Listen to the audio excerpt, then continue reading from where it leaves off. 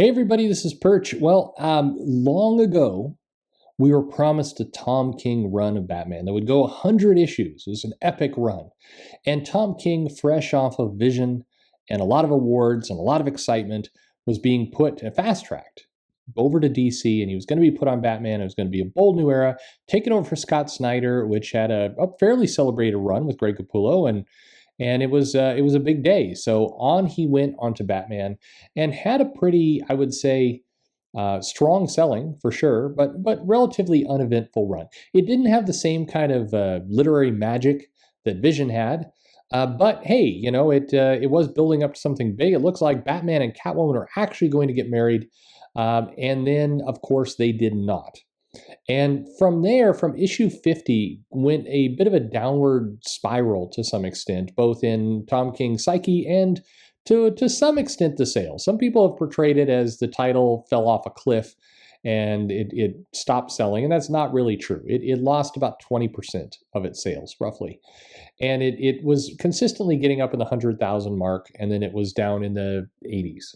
That's about what it did. So, maybe cause for some alarm, particularly if the really big titles are funding a lot of the non-selling titles. That tends to cause more alarm. But the other thing that was going on at the time is that Tom King had started to ruffle some feathers. He got his editor basically removed from the book. And then what I don't think he necessarily realized, there was a video about this, he bragged about it to some extent in an interview. Or at least it was taken that way. He made comments about how, if he didn't have pull, he wouldn't have been able to get the editor fired, but he did have pull, and so he got the editor removed.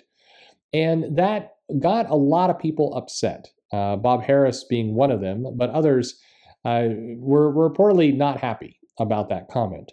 And so they bided their time to some extent, and then the non-wedding happened. There was a lot of anger. There was, as well within DC, at least some frustration about the whole fake bodyguard thing at the Comic-Con, which was seen as, was weird is that when Tom King would give interviews, they often came off like the faults, like, the fact that there was a wedding that didn't happen, or that this bodyguard issue kind of went down, but it wasn't really a bodyguard, it's kind of a PR stunt. Yeah, he kind of gave the impression it was DC doing these things, not him. That his hands were relatively clean, and it was DC doing that, which, from what I've been told by many people, got people at DC mad. So when the sales started to slump, he was taken off the book. In comes Tinian, and we're saying, don't worry. I think Bob Harris figured he'd had the perfect solution to this whole thing, which is let's end Tom King's run early, but we're going to do Batman, Catwoman. We're going to 12-issue series. And from a sales perspective, rather than having a strong selling detective and a strong selling Batman, now we have a strong selling detective, a strong selling Batman, and a strong selling Batcat. We're basically going to make more money. That's how this was viewed. It was like, we're going to take Tom King and his numbers, we're going to move them into this little 12-issue series. That's going to make a ton of money, and we're going to keep making money off Batman Detective. And so everybody is a winner. We get this kind of annoying guy off our core book over here, but we're preserving the cash. In fact, we're growing it in the process. Yeah, what could go wrong? Absolutely nothing. So that has led to the series getting announced. It was going to continue the story that Tom King was doing, basically finish off his 100 issues. So, allow him to complete his vision. That's what was said. But by the way, anyone who read the City of Bane arc in Tom King's run could tell it was being rushed along and really made no sense. There was like glacier level build and pacing. And then suddenly we got to City of Bane. They were like ripping through issues, right and left. And suddenly Bane became less important and Thomas Wayne became more important. And it went, there's no way anybody could tell me that how that title, that run of Tom King wound up was what Tom King initially had in plan. There's zero chance of that. But here we go. So we get this series announced, and then we get the announcement that it's going to be late because Clayman wanted to be the artist on the whole series. Or not Clayman, but basically everybody wanted Clayman, including me. I think if you're going to have an artist on a book, let's have that artist just stay on the book. And so delays happen, the pandemic hits, and further delays happen. And now the book's finally coming out today. And how is it? Well, one thing that has changed from when this was announced, which is why I went through this entire exhaustive history, and now we'll get to the review, is that this book is no longer in continuity. What was going to be a following, kind of a following of Tom King's run is now a black label. It's not in continuity, kind of believe it if you want kind of approach. So, okay, we've waited and waited and waited. How is it? So getting it out of the way right away, this book looks beautiful, both from the art. Clay Mann's going to get a lot of praise, absolutely, for the penciling and inking. He clearly took his time on it, and it looks wonderful.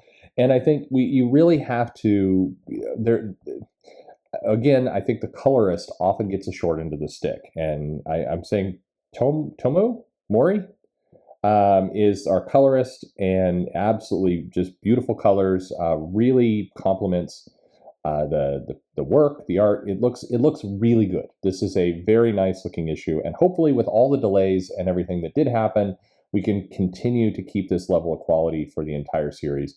It's been not uncommon that when you get an artist of a lot of detail and style, like Clay Mann, that issue 1 looks really nice, and issue, say, 6 or 12 starts to fall apart because the schedules and the things start to catch up with them, and it degrades over time. So I'm hoping this book continues to look good, because it is very nice. I mean, there's a lot of just wonderful stuff in here in terms of the art.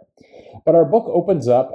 This is it's got a lot of holiday type material with the setting, and the chapter 1 is called Silent Night, but I don't think this is a holiday tale, but it's certainly set at pieces in the holiday, which is a nice nod to kind of the Phantasm and some of this work that's being referenced here.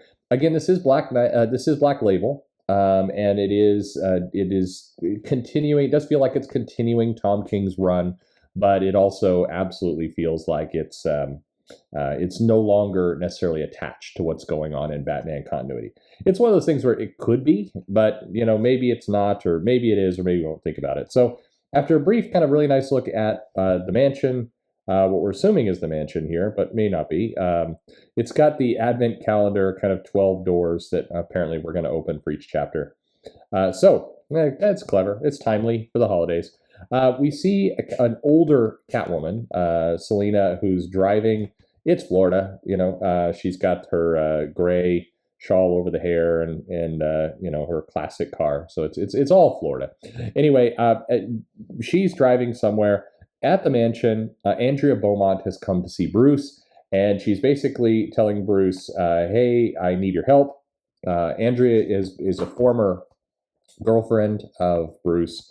And she's basically saying, "Hey, I need your help." There's a brief reference to Alfred being dead, which of course came from Tom King's run as well.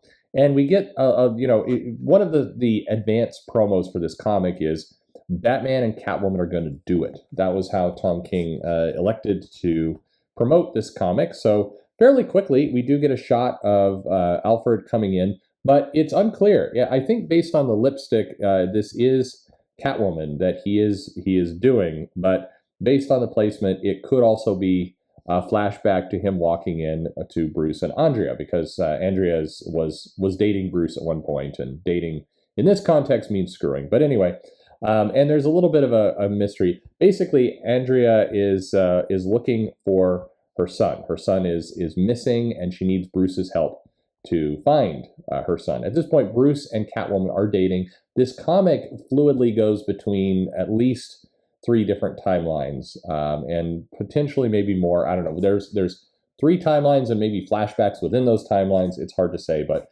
at any rate, Catwoman arrives at a trailer park on a beach in Florida, which is always nice, and she's going to see a visitor. She finds some old friend. Selina, it's great to see you after all these years.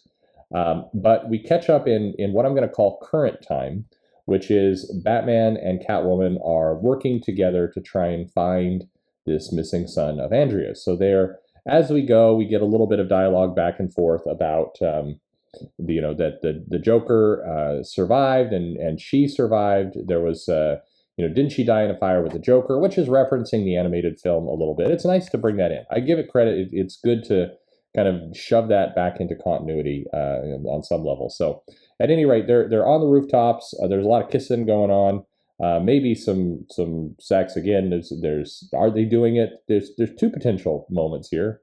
There's some off panel doing it that's going on a rooftop, as they do.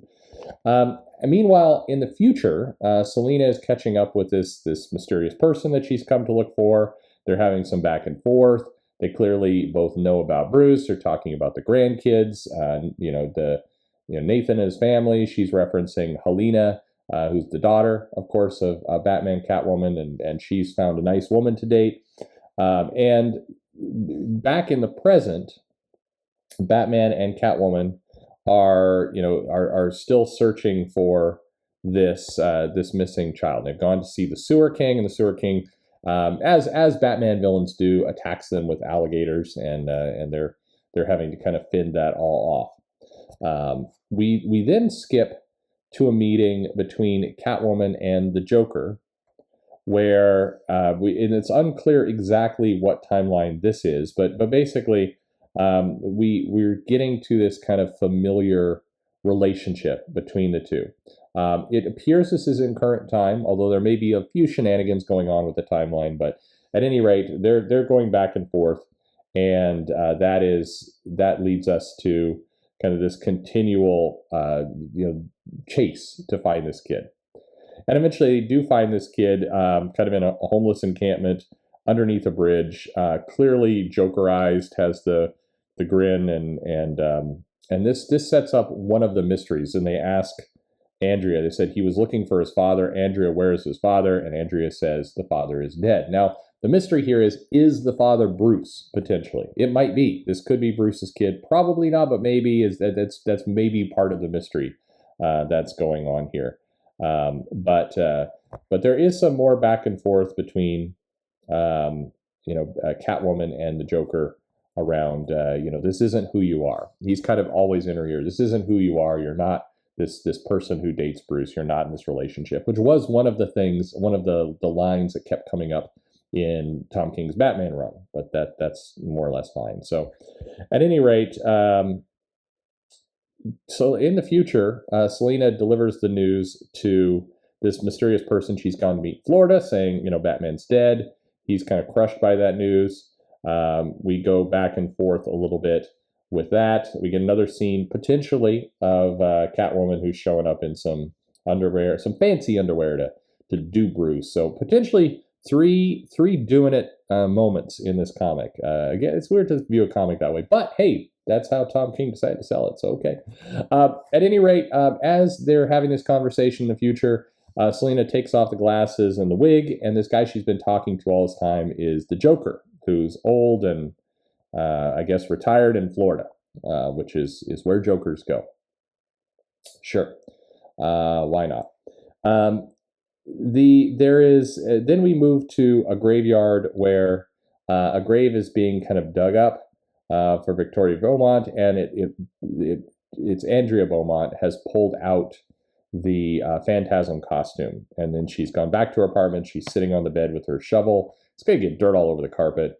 She's got that costume there on the bed, and that's where our first issue concludes. So, all in all, as a story goes, if you're reading along with this thing, it's definitely a continuation of Tom King's run. There's very little Batman in all things considered. He's kind of a supporting character in all this. The main character is Catwoman, and I think that's going to hold up for the issue. There's this background mystery of who's the father of the son, what happened, and is this driving Andrea Beaumont to put on the Phantasm costume and run amok? Is that what's going on? And yes, that is what's going to go on by all signs. Although reader expectations may be defied, and maybe she's going to put on the costume and then they're going to have a dinner party. We don't know, or more doing it. That's also possible.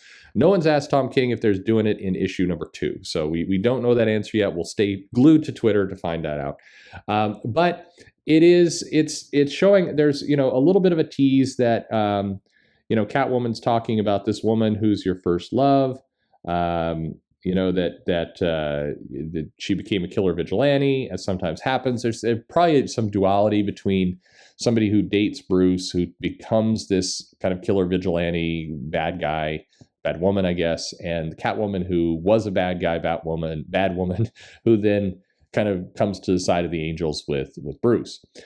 There is this reveal, of course, at the end where this old guy that she's come to see is the Joker, and there's a little bit of a line of "I finally get to kill you like I've always wanted to," but presumably Bruce wouldn't let me do it because of no murder, unless it's convenient, but no murder, and so maybe that's how they're concluding this Joker Selina.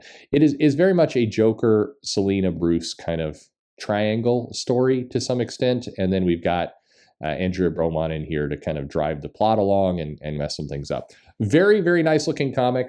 Again, beautiful to look at.